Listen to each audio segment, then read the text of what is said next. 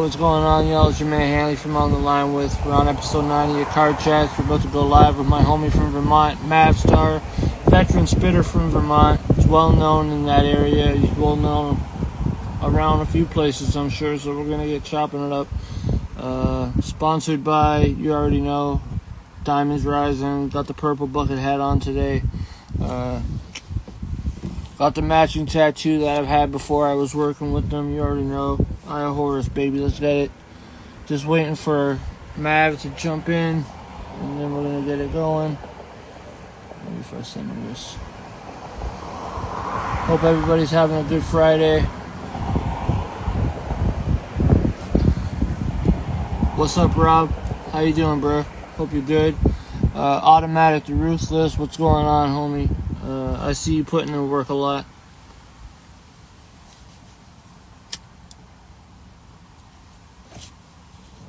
Y'all ain't seen me do this. I ain't smoking in the car. Don't tell nobody.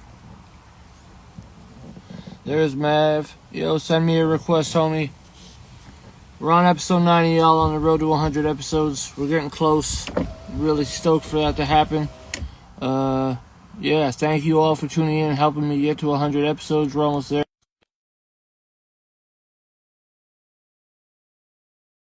Keep me going. Just don't rat about the joint, please. Hey! Yo, Jordan, what up? What up, bro? It's Hanley on here. Don't call me Jordan. Oh, my bad. I didn't know that. I'm fucking with you. Look, man, I know it's been long overdue. I'm sorry for taking so long. I'm fine. I'm glad we're having another conversation because we have had a conversation in the past. Exactly. Yeah, I know. Yeah, we started something, but like life stuff comes up, and it's like it's all good. We're gonna get We're back. making it happen right now. Exactly. It's better this way because like the people on my Instagram get an idea of who Mavstar is right now, and then they'll hear a full length interview after. Yeah, You know, exactly. so Dope. let them know who you are. Give them a little introduction. I gave them a little bit of info, but I'll leave the good intro up to you. Yeah. My name's Mavstar. I represent Burlington, Vermont. B-Town. B-Town, Burlington, Vermont, United States. I'm an MC. I've been MCing over 10 years now, and I keep trying to. I haven't come out with a lot of new stuff this year so far, but I've always got something in the works. I've always got something in the vault that is kind of on its way to become reality. So never don't sleep on me because you might snooze on the next big thing. So yeah. You haven't put out much work this year, but you have been doing a lot of shit for the scene though. I have, yes. You have been putting in a lot of work, getting showcases and like open mic type nights and like whatever the case may be out there. You've been helping a lot of artists. Like I know I see Big Homie West out there a lot with you. Absolutely. Even the visual artists, like the painters, like like Willie C. Absolutely. Will's a good homie. Yo, his art is fantastic, bro. So fantastic. He has this whole perspective that is like totally like Unorthodox. flipped from yeah. You know, like it's very him. Like it's like people try to do that type of art, but it doesn't speak to you. But his like the colors and the way like he layers shit it's crazy, man. It is crazy. That guy is a genius, Yeah, definitely. I love it. And like you were doing showcases at a place called the Green Door, right? Yes. So basically there was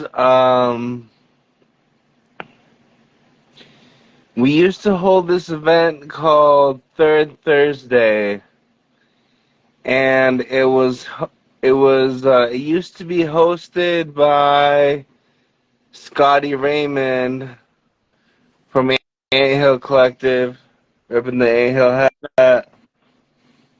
And it used to happen at the Monkey House in Winooski, which is it's right in town, like one city away from Burlington.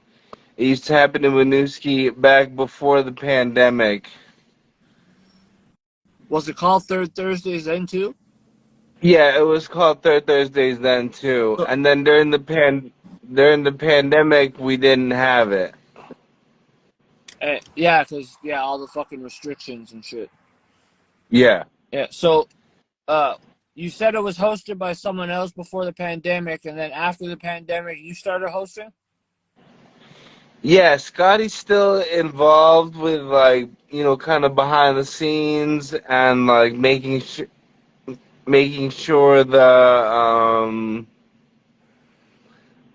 everything runs smoothly, and if anybody has any like concerns or anything, like they can go to him and like he'll work things out. But basically I became the main host of Third Thursdays, and we started having it at the Green Door Studio. Right. And what was there a reason? Because since you're hosting it, did you think about changing the name, or did you want to keep it Third Thursdays? No, I think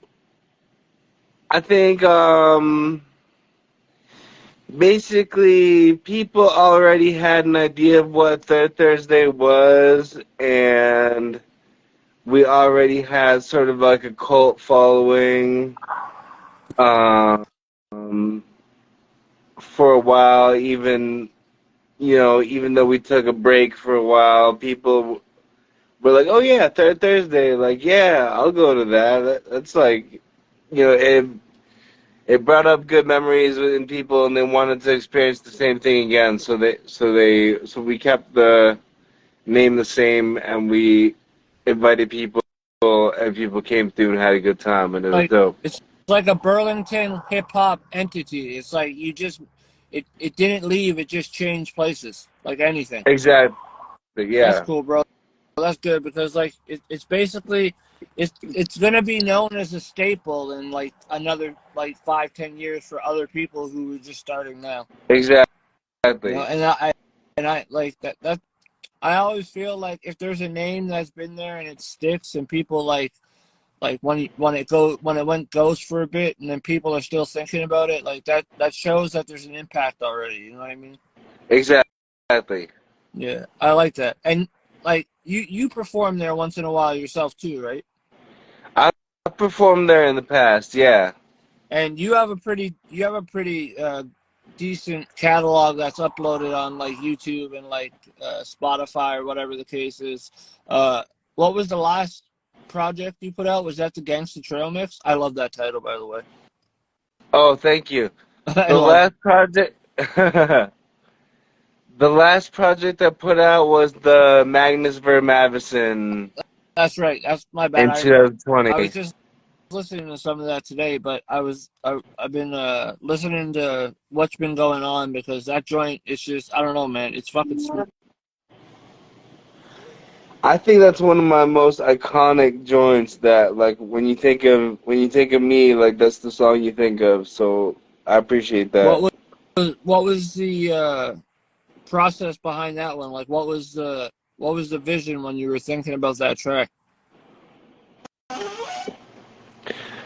Honestly, I hadn't put anything out since 2013, and that was like 2018. So that was like 5 years later.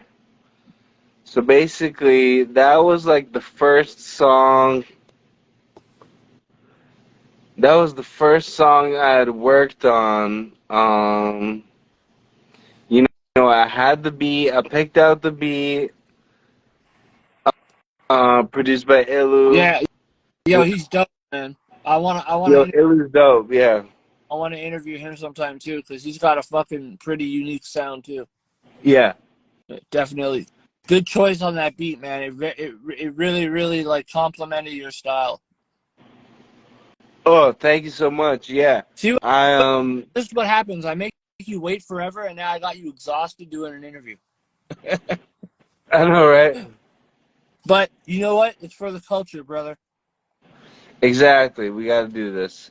And so I know I asked you about the vision behind the project. You said you hadn't put it out anything in a while. Do you think that track resonated with a lot of people, like as a comeback?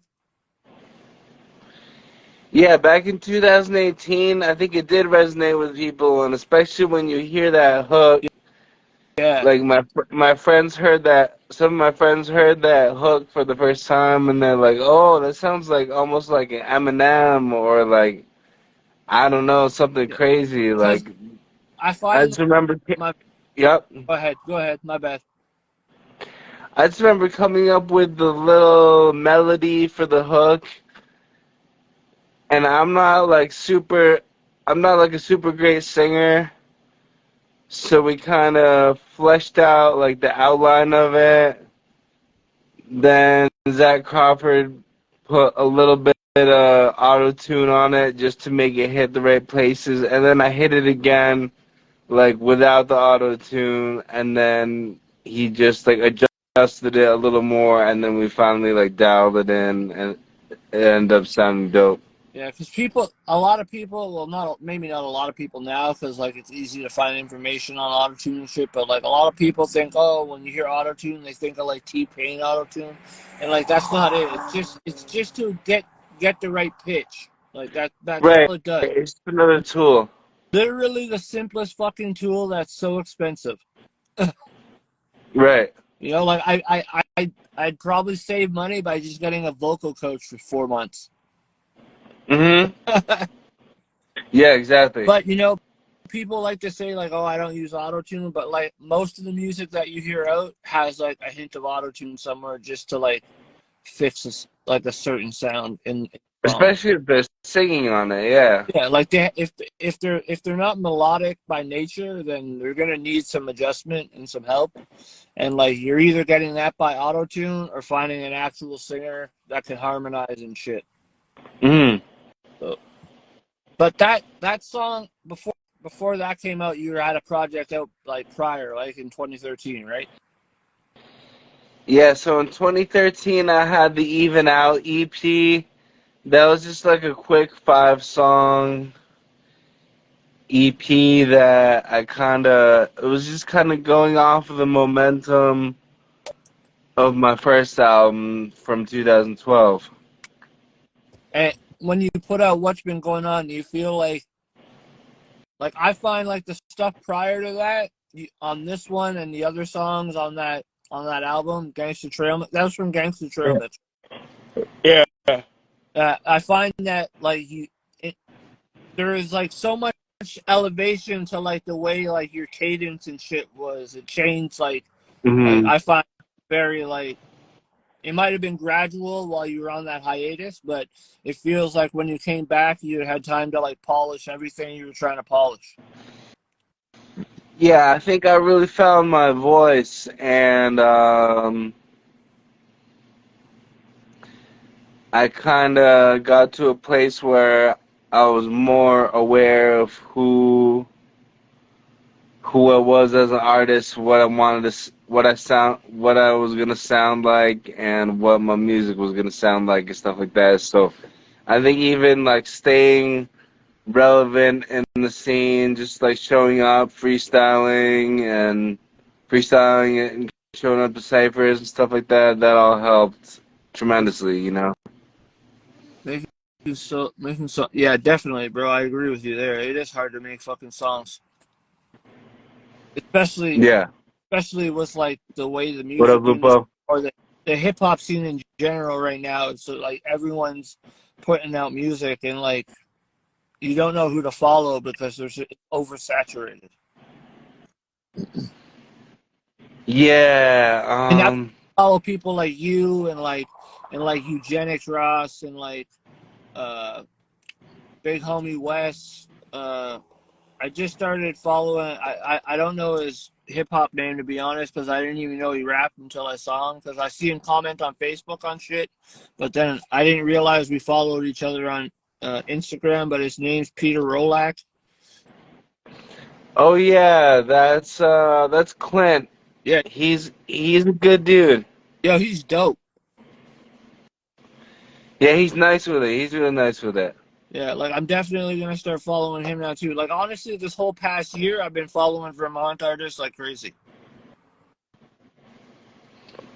Like, Yeah, Vermont's got a oh, lot going on right now. oh, your state, man. I have an ear for your state because like back in the day, like when I was making music, I made music with artists in like New York and like all over like the East Coast or whatever, whoever I could find on MySpace at the time.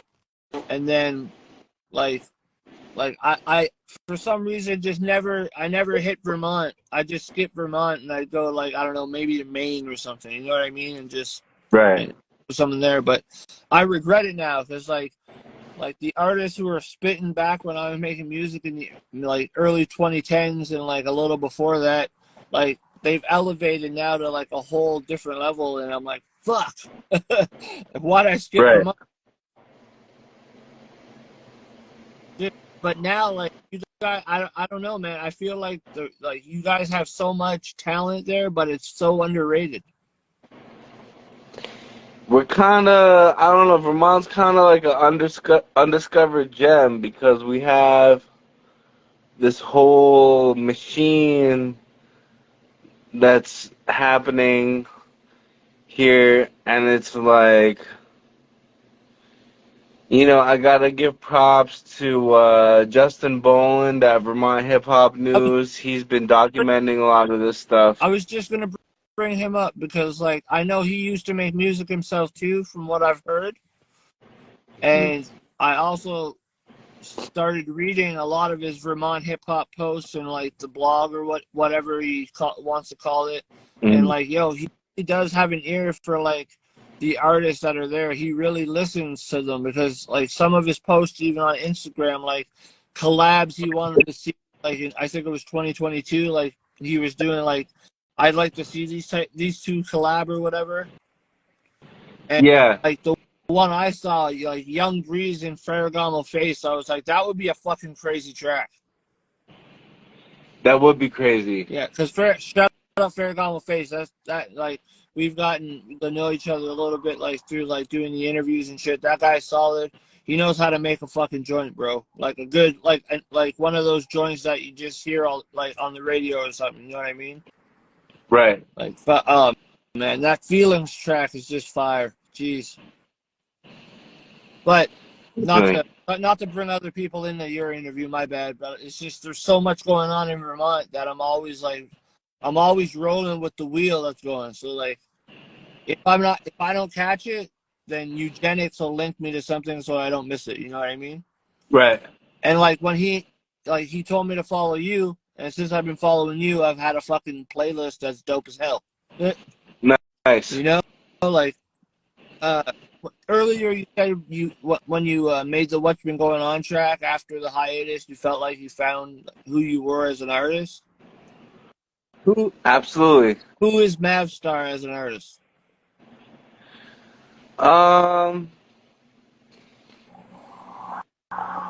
Yeah, I got him. You know, I take hip hop very seriously. You do. Like, I really care about bars and rhyme schemes and flow and the message and the overall song and like all that stuff. But I like to have fun too. You know, I like to have a sense of humor. Yeah, you're a funny guy, man. I find you hilarious. As a person, not like just as a homie, not as a hip hop artist, you're a very solid, understanding, and genuine dude, and you're like, even if you don't relate to the situation that people are talking to you about, you try to like understand it at least. Yeah, absolutely. And like that is very rare in people, man. So I salute you for having such like a genuine personality. It's very hard to find. So like I've found that all getting to know you and shit, you're definitely a solid dude. And that plan of coming to Canada and shit, I really think if it works out, we could do some fucking damage. That'd be super dope. Yeah, it'd be fucking crazy, bro. And we would I just go to different cities with you and Eugenics and just be like, all right, we're going to go to these ciphers and be like, where you guys are from Canada, and then after they're like, where are you from? You're like, we're from Vermont. Right. You know, and there's so many, like, Toronto's like oversaturated. I love Toronto, don't get me wrong, but it's so oversaturated with music that like there's like 15 ciphers going on, and like you just don't know like which one is like the one to go to, because like Right. there's so many different subgenres of hip hop, if you want to call it that. But I don't know, man. I think like if you came to like the small towns in Canada have a lot of dope rappers, and they're like kind of like overlooked by a lot of people because they're small towns or cities and shit. But Right. like the small cities too, like Winnipeg out in the, like out there is fucking has some dope spitters. Alberta and like in the prairies and shit. There's a lot of dope artists, especially females these days. A lot of dope females out there that aren't doing like the lotto type music. They're doing like the like bar shit, and you're just like, oh damn. Nice. You know, so you have a lot of female spitters in Vermont. We have a few. We definitely have a few. I've seen them around, and I've tried to put. How many have I put on a show? I think I've only put one female MC on a show personally, which I should try to do a little bit better. You know what would be dope is a full female card. That would be dope. You know, and then it's just showcasing what they got. Soul I Am. Yo, so I am. What up? What's up, bro? You asked where we're from. He's in Vermont. I'm in Canada, in Ottawa, the fucking wackest city. It's like it's just like I've been here so long now that I'm like, fuck. It's just like I reek of Ottawa. Like I go to Montreal or like Toronto, and they're like, "Oh, you're from Ottawa, aren't you?" I'm like, "What the fuck? Do you smell it off me?" Like, Yeah. but Let me ask you a question. go ahead. How do you feel when like you're at a show and rappers are like rapping over their own vocal tracks? Well, then I'd rather, if they're gonna do that, I would have just went to the studio and watched them rap it while we heard it. Yeah, exactly. I feel the same You way. know, like some of it. I mean, if you need like some backup, like background, like when you do ad libs and shit, and you absolutely need that ad lib for like the track to make sense. Like throw on something that does that for you. Don't be like doing like this fucking ass like you don't remember your lyrics because you read it off paper in the studio shit. Right, exactly. No, it's gotten kind of intense sometimes. Sometimes. Yeah, I mean it like yo, bro, and like you know what? And then they'll complain about how the sound was at the venue, and I'm like, bro, that's because you had your fucking backup vocals peaking as like a motherfucker. Like, what do you mean? Right. You know, so no, I'm not a fan of that.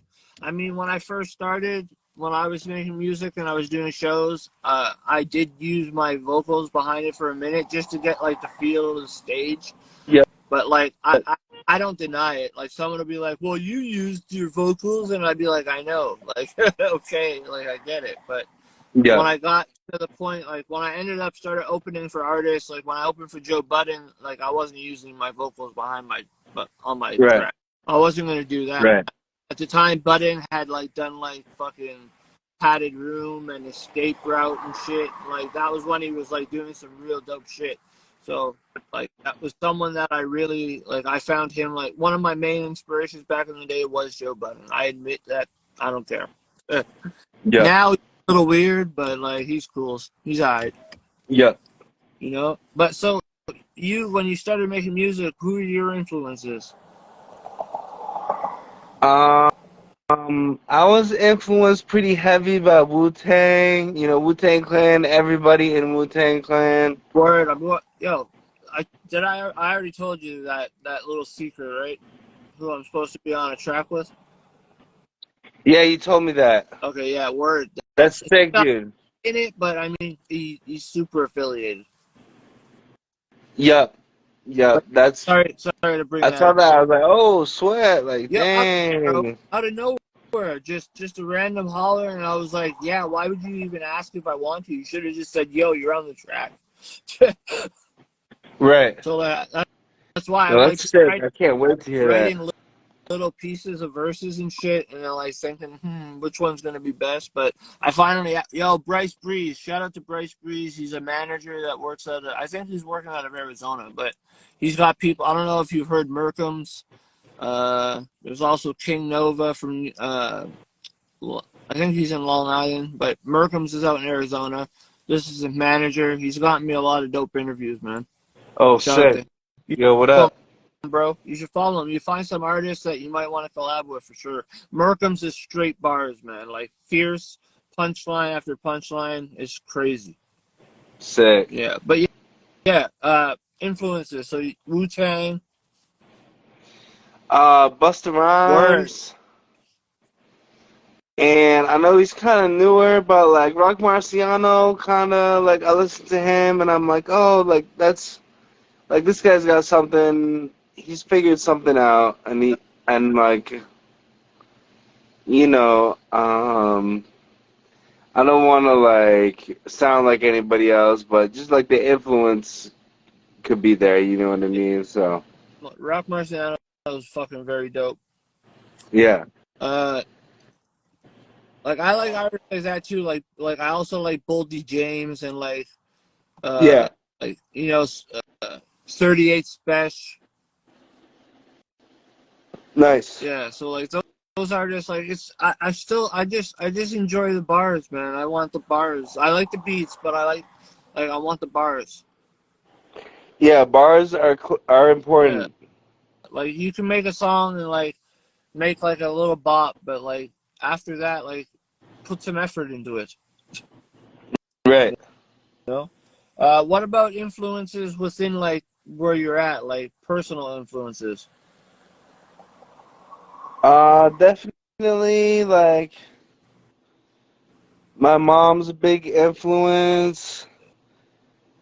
Scotty Raymond from the Anthill Collective, who I mentioned earlier. Will C from Anthill. DJ Kanga. Uh, MC Humble. Oh, he's dope, man.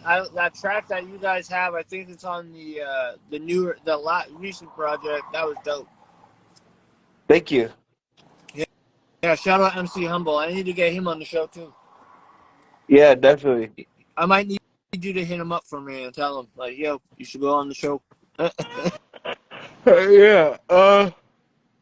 I'll hit him up, but he has zero social media, so it might be you Okay. might need to jury rig something. I could always do a phone call interview and record it. Yeah, exactly.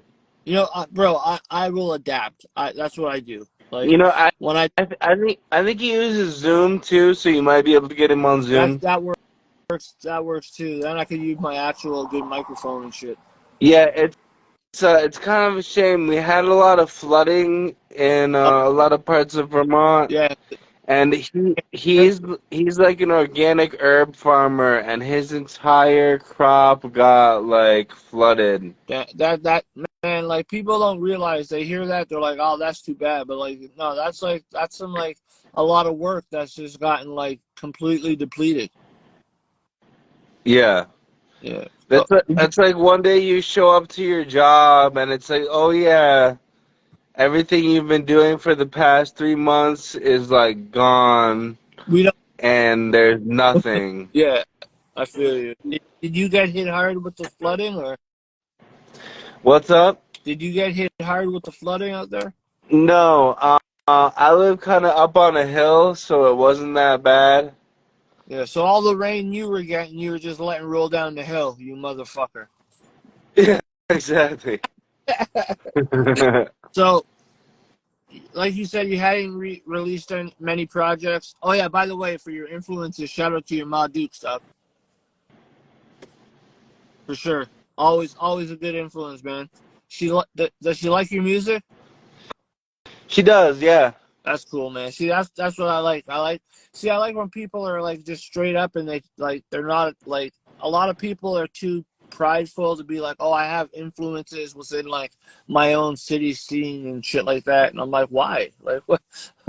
Like someone might be influenced by you, and you're gonna tell them not to say it. Right. Like it's a compliment. Right. But I mean, I digress. Huh. But yeah, so no, not much. Did you do any releases this year? I forget. Sorry about that. This year, trying to think. Um,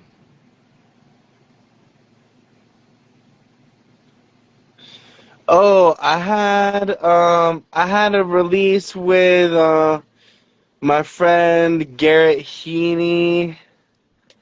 He has a label called Provisions that he started.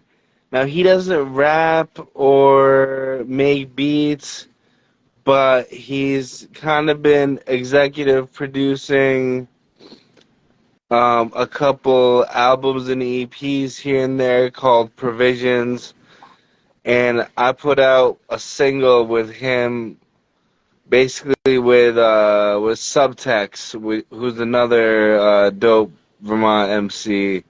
So I believe that came out this year. And do you have an idea of putting out like a project soon? Box Guts, yo. Speaking of Third Thursdays, bro, Box Guts performance a couple weeks back or last month or the month before was fucking dope. Yo, Boss Gus, what up? I've had Box Gus is always fucking dope. I had him on the show previous. Nice. Yeah. See what I mean, man? Like that's what I mean. It's such a like hip hop is so full of artists, but like it's also like when you speak in network, it's such a small world. It is a small world. And it's like if you want to make shit happen, it's kind of like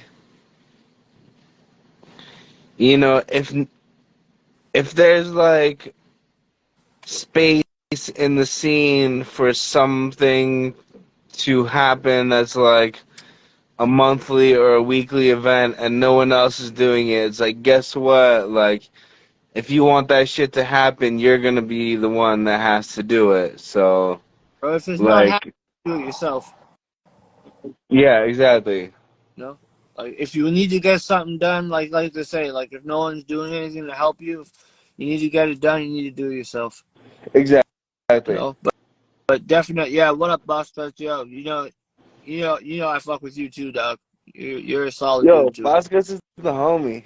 Yo, he's dope, bro. He's literally still like that bar rapper. He will just drop bars. Right. So Absolutely. So do you have a plan for a project this year? Wait until the new year. I think I'm gonna wait till the new year because I'm working with I'm doing a single producer project right now. I have like 3 or 4 songs recorded, and he is in a situation, I don't want It's all good. to say too much, but like he's not able to make beats as much as he would like. So I'm just kind of being patient and like waiting for him, like, just like sending him a reminder here and there, but just like waiting for him to send me beats when he gets the chance. You know what I mean? Yeah, I feel you. And I'd like to have 10 songs on the album, and I don't know what it's gonna be called yet. Well, when you have more information, we gotta have you on for another episode to talk. Most definitely. But before we end this, this has been a dope conversation. To be honest, I'm glad that we did this. This was a dope conversation. This has been super dope. Yeah. So before we end it, you want to drop some bars for the people, bro?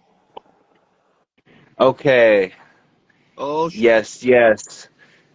Drop some bars for the people. It goes beyond good and evil. It goes to the point where Mavstar and Hanley man are equal. Fly high like an eagle. I'm like, you might want to wait for the sequel. Yeah, I'll have a sip of NyQuil before the night will end, and then I'll be alright. Well, I guess it's time for me to shut off the lights and be like catching my Z's, cause that's alright. You know how it goes. Mavstar and Hanley, keep it tight. What up? Word up, my guy. But yo, I'm definitely looking forward to hearing more Mavstar records on wax. I'm looking forward to Definitely. having that Canada situation happen because I think that the three of us, I won't mention who else is involved yet because it's still kind of in the works, but hopefully the three of Okay. us make something like a small, like semi-small tour around like the cities I'm in, the small towns I'm in. I could get you guys on the bills and we could just get around and try and like being out here following you guys more because like there's definitely a lot of talent out there. Like I said, you included, bro. You're definitely doing a lot for the city, and I think I know the people that you help put on the bills and stuff respect and appreciate you. But I feel like as someone like you, like a hip hop community leader, let's call it, I feel like you deserve a Mhm. lot more recognition. But that's just my opinion. I'm looking from the outside looking in, so. But Cool, man. I what That you means a lot to me. I appreciate that. I appreciate what you do for the culture, bro.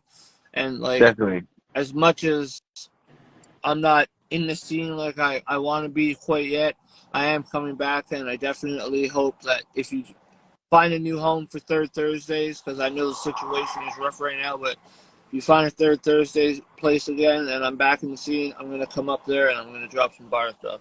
That's what's up. Yeah, we'll be happy to have you. Definitely. So, everybody, again, this has been Mavstar. If you're not following him, make sure you give him a follow and keep up to date with all the things he does for the Vermont hip hop scene and the culture in general. He's helping artists get put on, showcasing them, putting them in different places they may not have been prior to that show.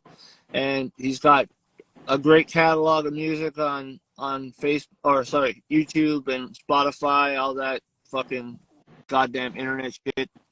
And then make sure Yep.